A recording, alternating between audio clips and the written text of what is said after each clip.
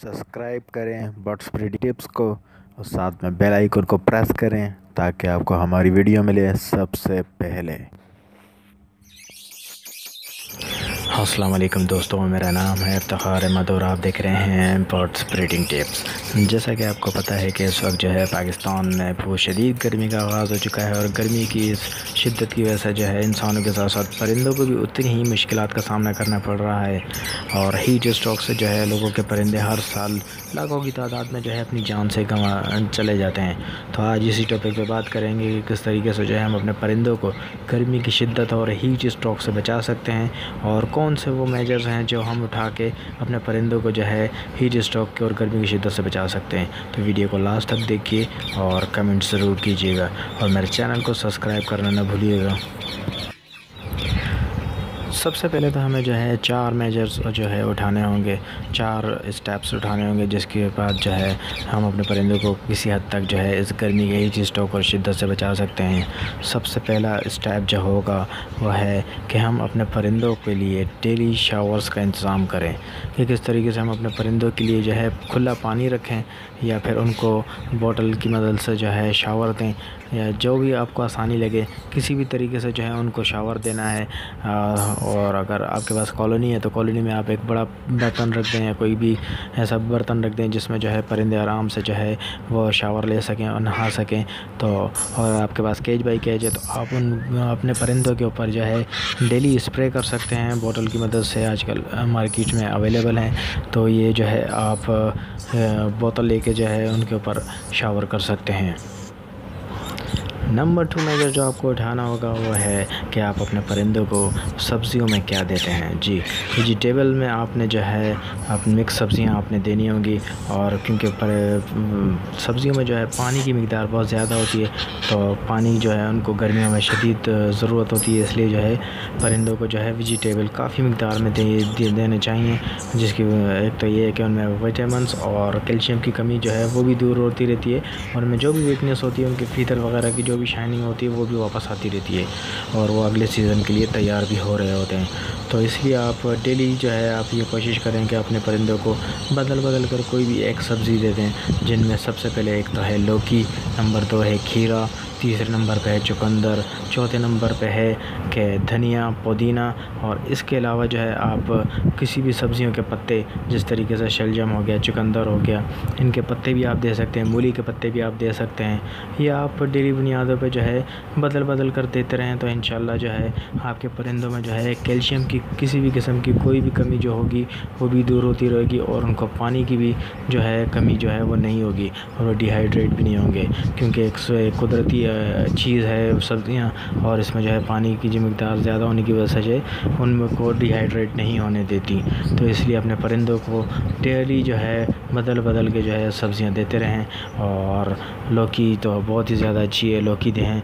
इसके अलावा खीरा दे दें, खीरा नहीं दे सकते तो आप कोई भी एक सब्ज़ी आप डेली दे दें, धनिया पुदीना थोड़ा सा काट के दे दें।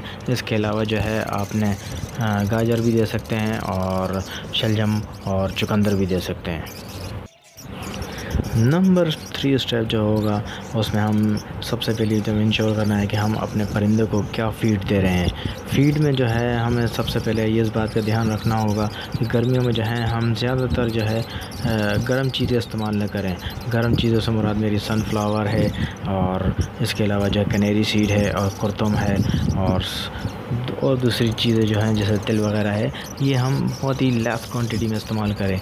और बजरीज़ वगैरह के लिए और कॉकटेल्स वगैरह और इन तमाम परिंदों के लिए जो गर्मियों में ब्रीड नहीं करते जिस तरीके से लव बर्ड्स हो गए, तो इनको जो है बिल्कुल लेस क्वांटिटी में दें ताकि परिंदों को जो है कोई ज़्यादा परेशानी का सामना न करना पड़े, क्योंकि ऑलरेडी इतनी ज़्यादा गर्मी है और हीट स्ट्रोक है तो वो उनके लिए हार्मफुल हो सकता है। तो इसलिए जो है आप अपने परिंदों को जो है वो सिर्फ कंगनी, बाजरा और बारीक कंगनी, मोटी कंगनी और वो चीज़ें दें जो परिंदे जैसे जई खाते हैं और अच्छी चीज़ें दें और ठंडी चीज़ें दें।